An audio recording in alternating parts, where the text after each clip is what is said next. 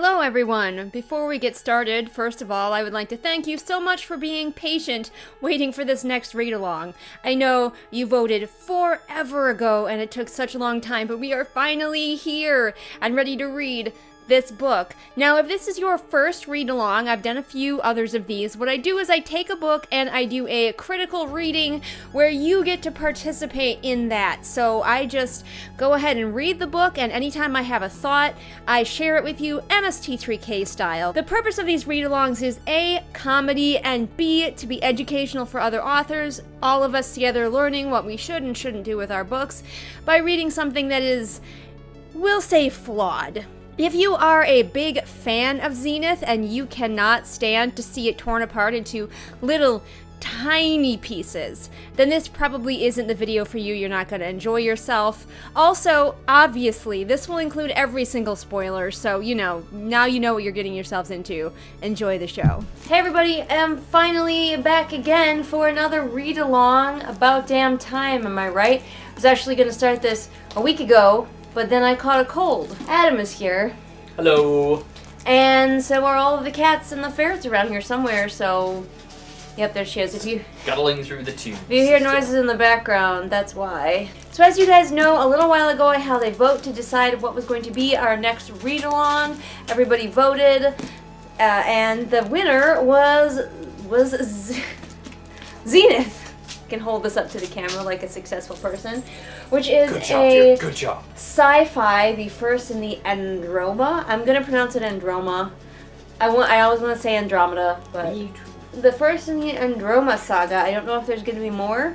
If they're writing more. It's by Sasha Alsberg and Lindsay Cummings, who are YouTubers who I have not watched. At first I was like, maybe I should watch them before I do this. Then I decided maybe it would be better if I went in blind with like no notions of who these people are and see how that goes. I've heard that one of them is like already a published author. I don't even know if they're self-published or traditionally published. One of them's just a YouTuber. So they wrote this here sci-fi book, which is heckin' long as well. It's like over 500 pages.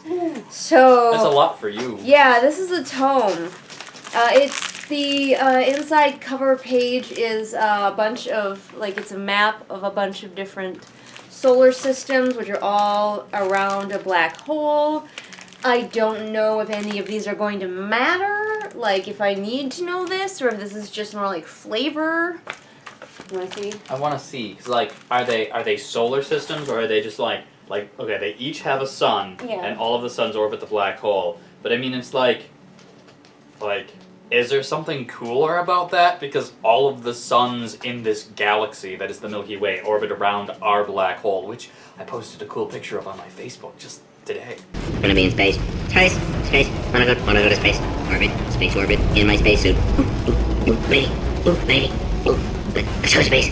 Okay. So I mean, like, big whoop right now. I'm like, ooh, like, what is this? Doesn't really accomplish anything. Yeah, I don't know. Unless it's trying to tell us something, like, I mean, like maybe this is set in a weird future where like one of these solar systems is our solar system, but like some of the planets are gone. And well, I mean, there is a lot like extrapolation we could do. Perhaps we should just wait for them to share it with us, because I mean, yeah. I mean, I like to look at everything and speculate about it. I'll speculate. Like, these are all brown dwarfs, and they made the artificial black hole, and all the suns orbit the black hole and are independent solar systems, so to speak. It's actually a micro black hole, and really all the suns are as close to each other as the planets within our system, and then they just basically have a bunch of moons orbiting their failed stars that are brown dwarfs. I switched on his, like, nerd switch, so now he really likes outer space. I do like outer space. Alright, so this first little section I thought was like a really short chapter, but I think it's actually a prologue. You guys know how Nigel's here. You guys know how I feel about prologues. If you don't, I have a video about it. But I'm not usually a fan because I find them to be largely unnecessary. But let's just check out this prologue anyway. It begins Cell 306, The Past. Okay, the past of what? We don't know, but I suppose we'll find out. Long time ago in a galaxy far, far away, probably. Okay, already noticing an odd sentence structure, and I'll be curious to see if it continues throughout the book. The first one was, I think, because the author really wanted to start this prologue with the words endless darkness. So it goes, endless darkness. It surrounded him in cell 306. And then there's a little bit more to the sentence. And I was like, okay, well, that's a clunky sentence. But you wanted to start with endless darkness because that sounds like a badass way to start your book. But then a little bit later on, it goes, a thinning blanket, his only companion, was wrapped tightly around his shoulders. So it's like,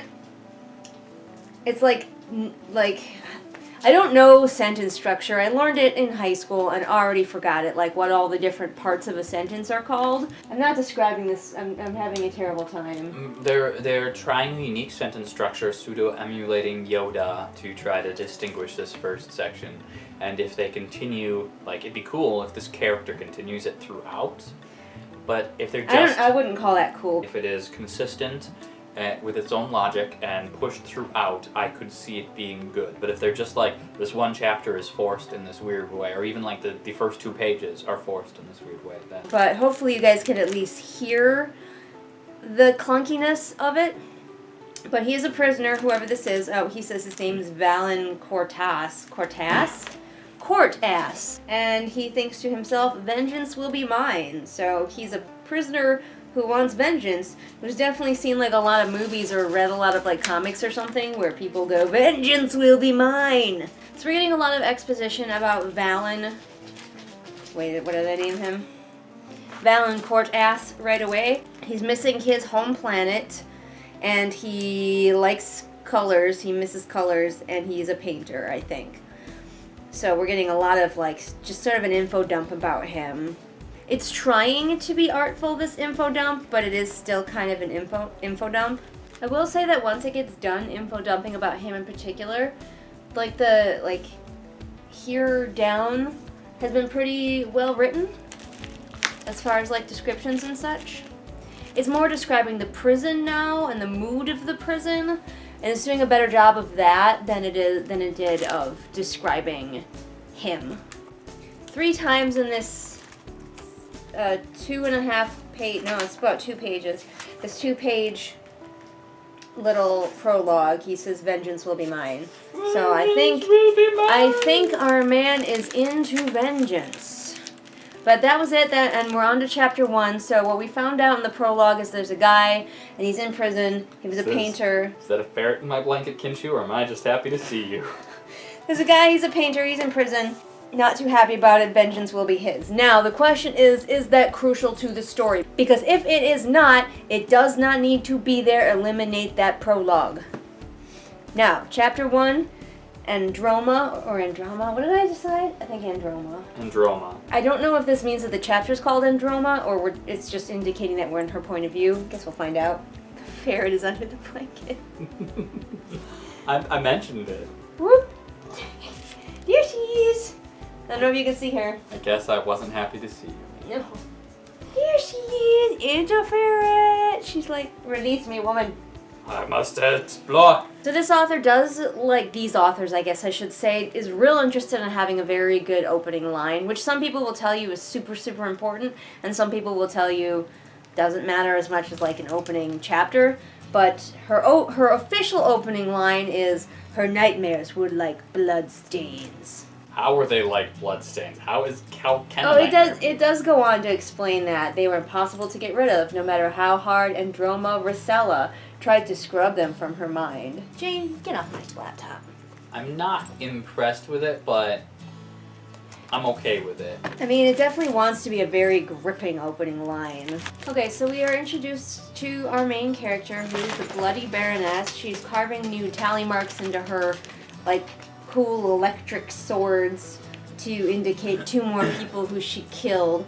But she feels bad about it, you guys. Don't panic. She murders, but she feels bad. And then she sees some space trash floating by for seemingly no reason. And then they talk about where she and her ship and her girls are going. Which, like, we know since we read the introduction or whatever before that it's a ship with an all-female crew. But if you didn't know that and you were just reading this, you would be like, her girls. Okay, later it says Andy's crew, a group of girls hailing from every hellish corner of the galaxy. I don't know. The way it was put together, it was like you kind of get the girls first and then the explanation of who they are. Also, are they girls as in they're all female, or girls as in they are children? That I don't know yet. And of course we're getting like a lot of space slang and names of planets thrown at us that we usually kind of gloss over a lot of this stuff because it doesn't mean anything to you, especially this early in the book. And you have to be careful of throwing a lot of that stuff in there early in your sci-fi book because it can just end up being overwhelming to the reader. Like Solera, the capital planet of Tavina, and then Tenebris in the neighboring system. They're delivering bio drugs as opposed to not bio drugs, I guess. Ooh, apparently these drugs could burn someone's brain to bits. Or if used correctly, carry one to a blissful oblivion. So these are like, I assume, the illegal kind of drugs, which is interesting that they're called bio drugs. Well, it's like acid, probably, but acid is, I think, a chemical-based substance. So it's like space acid, probably made out of, like, harvested from some unique plant matter from some random sci-fi planet. It's weird that they would call them bio drugs and not, like, some kind of slang for it. Like... BDs. Yeah, or, like... Drugs is right in the name. You usually don't see that many illegal narcotics or whatever that have drugs right in the name. Yeah. That's why I thought it was a medical thing. Bio drugs, it sounds medical. Like gel packs and yeah, gel. but no, I guess it's bad. Well, bad. She could still feel the hot blood on her hands from the man she had slayed on the Tenebris station. Slain. The man she had slain. So she's remembering killing a couple of dudes, the dudes she's marking with her sword. And it says he eagerly handed over the Krebs her team was owed for the job. Is Krebs money? It's capitalized, which is weird. Okay, they really, really want us to understand that she is a killer, but she feels bad. Like, so much so that they just straight up tell us. Even killers like her had souls, and she knew that everyone deserved to be mourned by someone, no matter their crimes. She's a murderer with a heart of gold. Here's a writerly thing, 2 sentences when it could be 1. The sound of footsteps brought Andy's gaze up once again. The rhythmic tapping made its way down the small hallway that led to the bridge. That could be 1 sentence. It could be the sound of footsteps made its way down the small hallway that led to the bridge. Or Andy glanced up as the sound of footsteps made its way down the small hallway that led to the bridge. Economy of words is your friend, and I suspect not this author's friend because this book is heckin' long. We have an as you know situation. So the owner of the footsteps is blue and scaly, and she immediately leads with, "As your second in command," the girl said. So like, "Allow me to introduce my relationship to you, Captain, as I begin this conversation with you, who definitely knows who I am," the girl said, which is this person Lyra? Is she a child? She's blue and scaly. This author likes to capitalize, like, everything. Earlier they had spiced Rigna, which is, I assume, a drink, a beverage, and it's capitalized. But you don't capitalize things like beer, unless it's a brand name. Is Rigna a brand name? Or something to be aware of when you are writing sci-fi or you are writing fantasy. Don't capitalize every damn thing. Don't capitalize every cool word you came up with. Like, capitalize things that would be capitalized in real life. So, like, species names don't need to be capitalized because we don't go human, capital H, dog, capital D. Again, beverages, if that's not a brand name, that doesn't need to be capitalized because we don't capitalize beer or tea or things like that. So it can make you seem like you're trying to draw too much attention to things that don't matter. Like, I really seriously doubt that spiced Rigna is going to be, like, a really important, like, plot point. So don't capitalize it. Capitalize the names of places, capitalize very important words if you must, but watch out for the temptation to over-capitalize in your made-up world. And her second in command is also the best damn pilot in the galaxy. Everybody's gotta have a best damn pilot in the galaxy. That's like a rule.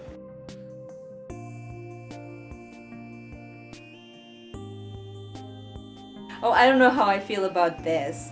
Lyra has an emotion power. When she feels strong emotions, the patches of scales scattered across her skin glow and give off enough heat to burn the flesh of her enemies. Now, okay, that's an interesting thing. I don't know why her species would have evolved that. Perhaps we'll find out that later. The reason it gives me pause is because, like, she's the second character we meet. They're all female.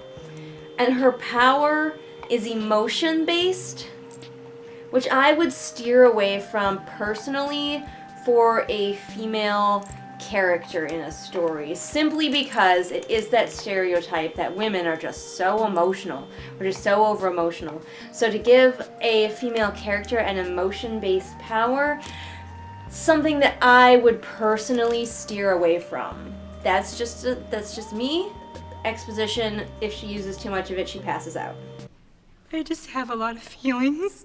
Okay, she's at adherent, which is also capitalized, which again you wouldn't do. She comes from a radioactive planet that just happened to mutate people in strange ways. So it's not that her species has glowing scales, emotion-based scales. This is just a her thing. Everyone at that planet is a unique and special snowflake. Yeah. Because it radiates them. Yeah. Oh, what an asshole. I mean, I guess. It's a second in command, she can do that, but rise and shine, ladies, if the captain can't sleep, we shouldn't either. Also, unnecessary comma. If the captain can't sleep, we shouldn't, comma, either. You don't need a comma there. Was there an editor for this book? We have a new character, Gilly, who is 13, so she actually is a child. We are still uncertain as to Lyra's age. Apparently, Gilly is also a murderer, except for she uses guns. What do you think a fluid little voice would sound like? Like, I hear fluid, and I think, like, phlegmy. I've never listened to a voice that I would describe as fluid. I've described some Russian speakers as a burbling brook, but that is not... That's an accent, though, not a voice. Well, that was them listening to them speak in Russian, actually, so not an accent, but just the way somebody quickly speaking in Russian sounds to me. Fluid little voice. Please comment below and let me know what you think that sounds like. Perhaps link us to a video of somebody who has a fluid voice. And then we have a giant lady who is named Breck, who's also a gunner. This is a really just interesting way to introduce all of these characters. Hey, this is Julian from the future just popping in to say I don't really remember how these characters were described because I'm, pretty far in the book at the point of me recording this voiceover, but like they're not very well described as I recall, and thus I started picturing Gilly like this, and I looked at some fan art for Breck and several pieces of fan art depict her as a black woman, like a big muscular black woman, and maybe that's how she's described, but I feel like that's a bit iffy too. The only sort of big character also happens to be the black woman. I feel like maybe that's not the best look. Maybe I'm wrong. What I would have done, or perhaps I would have done, is have that random piece of floating space trash like be something that they wanted to investigate. And that would give them a reason to wake up the crew, and it would give us some motion, some action. Right now they're literally all just kind of wandering onto the bridge, all sleepy, and like we're just getting descriptions of them, and it's really unengaging to read. This is fucking clunky as fuck. So they're talking about the big girl, the tall, muscular girl now. They all assumed that she was a giantess, okay, from the planet New Veda, where Mirabelle's greatest warriors were born. The only problem with this assumption, Breck had no memories of her past. Wow, that is the clunkiest way to introduce that you possibly could have. You want to weave stuff like that into the story, not just plop it down at our feet like a dead mouse. Again, really unengaging to read, and now we're just learning about where the main character picked up these girls, but it's not in an engaging way, it's just being plopped. Okay, Krebs is money, because they're down to less than 300 Krebs. Oh my goodness. It's because someone spent a little too much on hair products. We are not doing a great job of convincing me that this ship full of girls is not just like a pile of stereotypes who also have guns and swords. Oh my gosh, stop telling me about these people and have them do something. But I have to read one more paragraph about just who these people are. Okay. So she's got a lead on a job for them at Basilius. And it was a desert world where the wind blew as hot as the devil's backside. Are you saying the wind there is like Satan farts? I don't know if that was the author's intention, but that is the result. You know how you want to start this book? Not with the captain sitting there being introspective, and then all the girls just sort of meandering onto the bridge, and then them being like, do we have a job? And her being like, I don't know, let's go to the Satan fart planet. Have them start out doing that job. Let's immediately see them doing their thing. Okay, we use hyperspace travel. Is hyperspace like a thing? Does it actually have like a scientific speed? It does not have a real world scientific speed. The idea of hyperspace in general in sci-fi is that there's a parallel dimension that is close to our own, and you just shift into it, and then when in that spatial dimension, hyperspace, distances aren't as far. So you travel at the same speed from your perspective, just when you leave hyperspace, you went further. I didn't even know that. See, this is why I have him along. I'm useful. I just thought it meant super fast, and all the stars get blurry like in Star Wars. And then the captain fucking falls asleep. What an engaging beginning to your story. Oh good, her dream is literally like 3 sentences and she's awake again. Thank goodness we had that. Where it's just a very brief exposition about someone named Callie or Kaylee who died, and Andy is upset / guilty about it. Probably a sister, I'm gonna guess. Could be a girlfriend. Here's something I always notice: her heart hammered in her chest. You can just say her heart hammered in her chest is implied because hearts are usually not other places, especially if you're human, which I think she is because we have not been told that she's anything else. So she's woken up and they've just come out of hyperspace and they're being trailed by 3 other ships, 2 explorers and 1 tracker. She thinks that they're definitely space cops because they had really good cloaking technology. Although why they uncloaked now is a question. Apparently her ship has shit scanners, because she said that the space cops had never once come close enough to appear on the Marauders' radar. If they've never appeared on the radar, how does she know that they've been constantly pursued by space cops? Or 2, her ship's radar just absolutely sucks and people have to be really close to her. Okay, so we've reached the end of the chapter, and it's just basically the captain being like, we're so screwed, and her first mates like agree, and they can't get into hyperspace because the engines are still too hot. So it seemed like they're going to have to turn and fight, but then the captain decides that she's not gonna, and she just says to her first officer, fly true, Lear, and then her first officer says, fly true. So, you know, it's all dramatic and stuff at the end of the chapter. But, like, what are they actually doing? I don't know. That's a really poor start to a book, I'll be real. That was a very boring chapter. It should have begun with something happening, and we introduce the crew with the thing that's happening, instead of this slow, meandering, telly introduction. That's something that I've been struggling with my own writing, is getting engaging soon enough, and like, it's frustrating that I feel like I'm working so hard at it, and these authors didn't even try. So, you know. They were trying to have gripping sentences. Most agents, I feel like, would read this first chapter and be like, yawn, snore, next. But both of these women who wrote this book are well-loved YouTubers, which really, really helped them. I can't be mad about that. Whatever. It goes to show you that it's who you know, the connections that you have, that really help you in the publishing world. Feel free to comment below and let me know what a whiny bitch I am. And then next time, in a few seconds for you guys, we'll be back for chapter 2.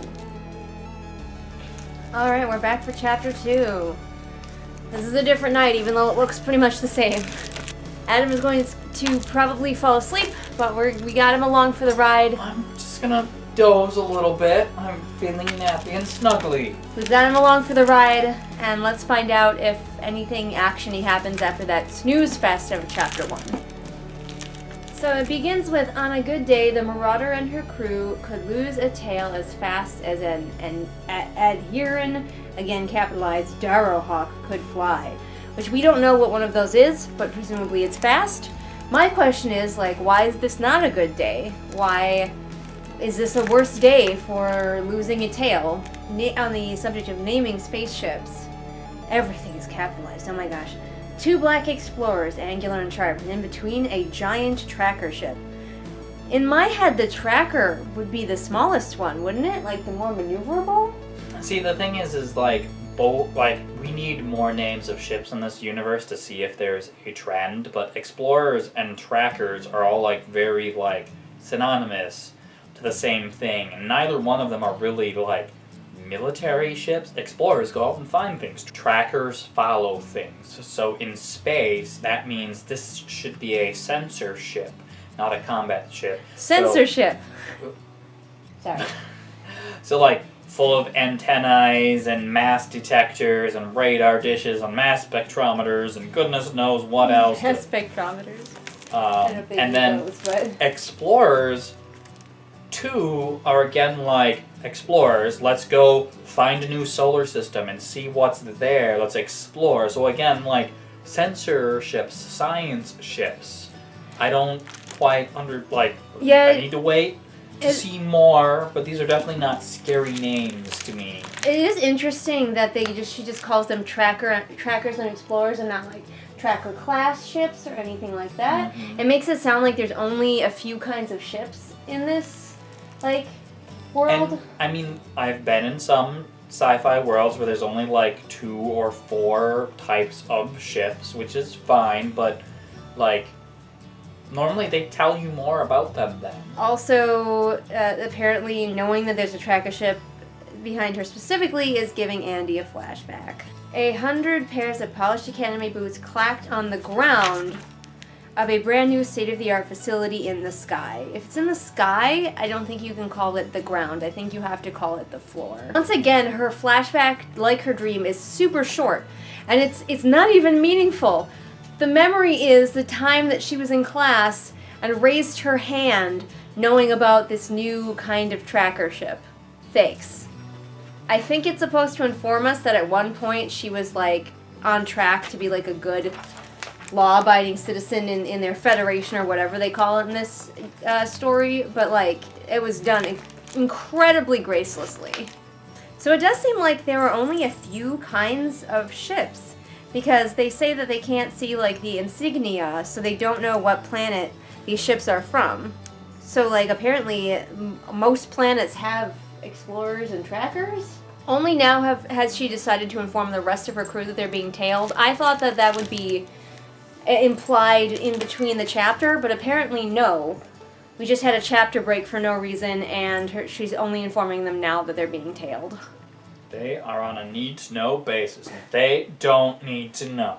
There's like 4 people flying this fucking ship. Well, actually, the commander's not doing fuck all. The second in command is flying the ship. Oh, okay. The commander's literally sitting there and having flashbacks about a time she raised her hand in class. Apparently, I forgot, because it only came out now, that their ship is made of glass. They only told us in chapter 2 that their ship is made of glass. And I forgot that from the synopsis and the front cover, so that's probably should have been brought up sooner. But they have metal shields that like slide out from the glass and cover the ship when they're in battle. Why is it glass? So they think that they're being followed because Andy just can't stop murdering people. And I find that hilarious. Okay, their federation in this universe is called the Unified Systems. Glass? Glass. They don't like have a special name for it? They No. don't just describe it as clear and you're saying it's glass? No, it's glass. It's literally glass on the page. It's not like transparent aluminum at least. A planet with cities made of glass. I guess they don't throw stones? They must I not. Which glass is- wouldn't hold up. Okay, Sorry. so that's where Andy comes from. So that's probably why her ship is glass, because apparently everything's just made of glass on her homeworld.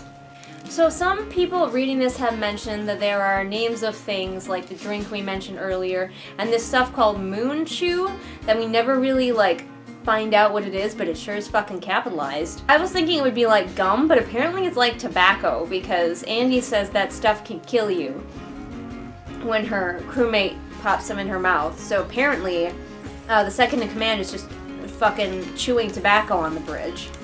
Somehow this author is managing to make an exciting chase scene with spaceships really boring to read. Is this the first book in a series? Yeah. Okay. So, like, I understand early in the book you need an action sequence, but this is the first we're being introduced to this world. We don't know how their space mechanics work or how their ships work. So it's hard to make that, like, exciting, really, because you have to download all of the what are the effects of this world. How is it really scary? How scary is it? So if you wanted something like this in a sci-fi, you have to incorporate something that's more easily recognizable to the modern world. No, but listen to these sentences. Lyra navigating the ship to the left and right and up and down, the tails trailing them as if this were a mere game of chase. But this game they were playing rarely ended in laughter or fun. It would end with bodies burning in the sky, the air sucked from their lungs as they succumbed to the void of space. Like, that's just so telly. Like, it's not exciting to listen about the ship went up and down and side to side. Like, what are they doing? Make us feel it. Make us see it. Like, yeah, have shots even been fired? No, they're just like, apparently they're just like, nee, nee, nee. I mean, it's like, you're in space. If they can see you and they haven't fired, none of that stuff you're doing matters. Like, not until they start shooting at you, you're not hiding. The author is trying really hard to make it feel like it's dangerous with sentences like, this game they were playing rarely ended in laughter and fun. But there's no receipts. Show us what's happening. Show us why this is dangerous. And it sometimes ends in laughter and fun. I mean, it might. Fucking Andy keeps reminiscing about stuff. They're supposed to be running from danger, and we keep taking lengthy paragraph breaks for Andy to just remember when she was younger. We have another paragraph where Andy is remembering being a member of the Federation. I'm just going to call it the Federation. And what you could do, a way that you could show this instead of tell us, they're in the middle of a firefight, they're dodging and weaving, and she pulls out this tactic that she learned when she was going to the Federation school. Like, that's how you do it. Not, she remembered in the middle of this flying around supposedly danger moment, that time she raised her hand in class. So the enemy ships have gotten really close, and they can see that they are indeed Arcadius, and they're going to try to shoot at them now. Pew pew. These guys are really formal for being pirates. Like, I understand maybe the captain would be formal because she was in the Federation, but these other girls are literally, she, like, picked them up off the street. So they're, like, asking for permission to shoot the guys that are chasing them. I feel like they would probably just shoot the guys that were chasing them. Well, at least now the battle is finally picking up, and we're getting, like, action instead of introspection. We should have started the chapter here. She's using a lot of onomatopoeia, which is effective in a battle like this because it's short and choppy, like the sounds of the guns, which is good. I'm pausing to notice something good. Having short, choppy sentences or sounds in a battle is sometimes pretty effective. No, don't do this. Don't do this. You're in the middle of an exciting battle, and all of a sudden, they go, her brain screamed with stats about it, and then we have a paragraph with stats about the ship that's chasing them. Don't do this. I like stats about ships, but it is, like, it shouldn't just be a block of stats. Look right here. Look at that. Like, the way you like action sequences is different than the way I like action sequences, especially space action-y sequences, but it would have been good for them to, like, introduce their stats slowly as they are applicable to the scene. So she's talking about that they have, like, superior like hulls, but so they're because they're not made out of glass. Yeah, but well, that probably. But so she's saying that her ship's ammunition won't be able to punch through the hull, but she calls it reinforced siding. Like on a house. And now all I can picture is this spaceship with fucking siding on it. Like Not a vinyl reinforced hull, siding. not reinforced shields, reinforced siding. And with its dodging tech. So like, not superior maneuverability, dodging tech. Dodging tech. So I wonder. Did children write this? Well, okay. You have two options here. To give them the benefit of the doubt, they're trying to come up with unique names and terminology for their sci-fi. But it's kind of like the same thing of like in fantasy writing when if it lives under a mountain and they're greedy and like gold and they mine a lot and they make armor and they're bearded and their men and women look alike, they're just fucking dwarves. Call them dwarves. Don't call them short guys. The other option is they are not sci-fi readers and they are or watchers. This is their first delving into sci-fi. This is ever. why it's important to at least consume some of the media you create. You don't have to consume exclusively like the books you want to write or the shows you want to make or whatever, but you have to consume some. Dodging tech. Dodging tech. Hashtag dodging tech. Like, what is dodging tech? Is that your ship can maneuver more? Is it that they are scrambling, you're targeting, so it's harder for you to aim? Are they shooting down your project? Are you shooting with them with missiles and they're shooting your missiles down? Unexplained. All we have is they have superior dodging tech. And siding. And reinforced siding. Excellent commands from our captain here. Take them down, Andy commanded. Go faster, Lyra. Make ship go fast. Shoot bad guys. Apparently, this is now the time to mention that they are also almost out of fuel.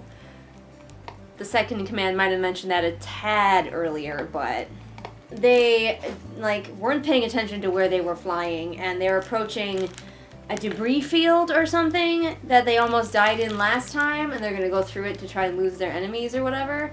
But they all seem surprised that they have encountered this debris field, as though they had no idea where they were in space. And it seemed like they did up until now. The captain has purple and white hair. We got ourselves a special snowflake.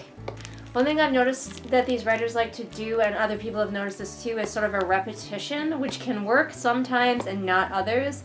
They're talking about the debris field, and she calls it the graveyard of the galaxy, the place where ships went to die. That means the same thing, kind of, but I think the graveyard of the galaxy is effective in itself, and you don't need the place where ships went to die.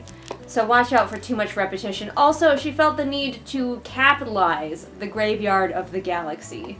Also, they keep referring to this thing called God Stars, which I don't know what it means or what it is, if they worship stars, but she just said God Stars guide us, so it'd be interesting to find out if we get a little bit more of that, if that's like a religion. And then they're just off to try not to die in the debris field. And that's the end of that chapter. I'm just going to go on to the next chapter because it's literally a page. Chapter 3, it says Clarin, year 12. No idea what that means. I don't understand this chapter at all. Hopefully it will become clear eventually. A little girl is standing in a space station, I think, or in a tower, unclear. She seems to be watching the sunrise. It's unclear. And she's a yielded, which we don't know what those are, but they are special and they are loved, apparently. And she has some kind of power, but again, it's unclear. So presumably we'll get more about that later, but it's really, as I said, unclear. I don't know what that chapter does, but in our next chapter, we get from Dex's point of view. Was Dex the guy from the prologue? trash. No, that was Valen, and vengeance will be his. So I don't know who Dex is, but we'll find out when we read chapter 4. Okay? See you then.